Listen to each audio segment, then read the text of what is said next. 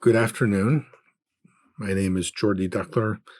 I will be doing a presentation for you today on a topic called Animals in the Service of People, Sense and Nonsense on Lawful Uses of Assistance Animals.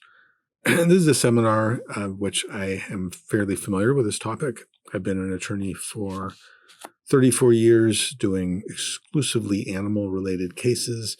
I've had innumerable cases that involve persons with a disability, persons using and abusing assistance animals, and the state and federal statutes and the cases that come up in that type of litigation. So I thought that this afternoon we would look over the general and the specific about those types of rules and see how they're employed and how they might be manipulated.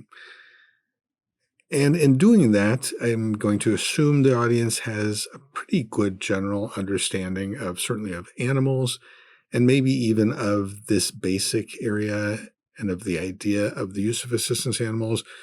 Certainly, it's apparent to everybody that we've been using animals as assisting devices for centuries, from before historic time back into prehistoric time and on.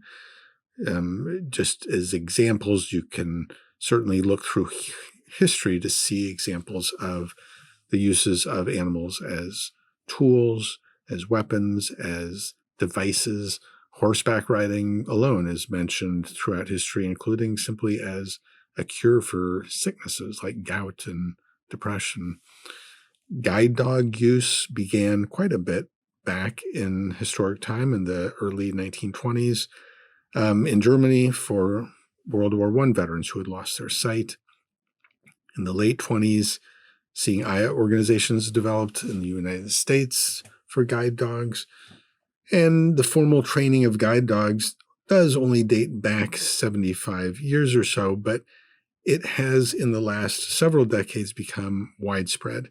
There are numerous groups raising and training dogs primarily for assistance for people. Canine Companions for Independence was the group that pioneered the concept of the service dog, a highly trained canine used to assist people. That was back in 1975. There was a focus primarily on certain types of disabilities, muscular dystrophy, multiple sclerosis, cerebral palsy, some abnormalities. And in the late 70s, about 79, the first trained monkey assistance animal was developed by Dr. Willard, a behavioral psychologist, and Judy Zazula, an occupational therapist, again, for patients with specific muscular problems, including quadriplegics.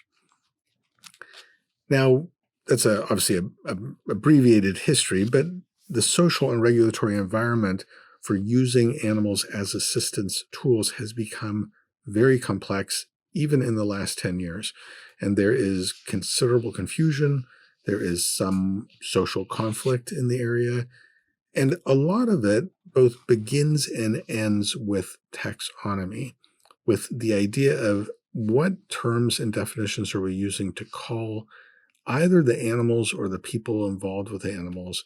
And do those terms, what basis do those have in either the law or in social interactions or in history? If you think of the impressive number of adjectives that are currently bandied about in this area, many of them are familiar and familiarly used as colloquialisms. Some of them seem like synonyms of the others, and some of them seem like they just have no definition at all. Let me kind of recite for you a short list. There is, of course, the word service, assistance, support, guide, seeing eye, hearing, mobility assistance, seizure alert, working, therapy, visitation, emotional support. These are obviously adjectives primarily. They modify only a couple nouns, and there are various labels given to those nouns, which are almost always dogs, but not exclusively.